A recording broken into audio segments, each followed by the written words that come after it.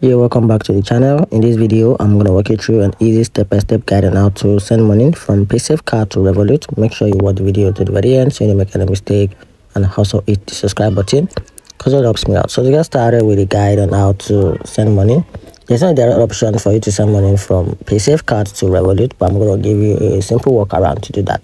So the best thing to do is to send money from your Paysafe card to your Skrill, then from Skrill to bank, then from bank you can now send to your your Revolut. So to get started with that, you have to create or log into your Skrill account, then go to deposits, then choose Paysafe card, then enter your safe your Paysafe card code and the amount, then confirm to fund your Skrill wallet from there.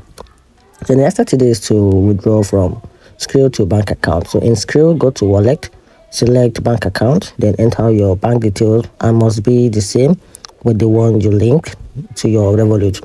Then confirm the withdrawal. Then after that, you have to add money to your Revolut. So to do this, open the Revolut app, then tap on add money, then choose the same bank account used with Skrill, then enter the amount and confirm. And that's how you can simply send money from Paysafe card to Revolut. Find the video helpful, turn on the notification button and subscribe for more.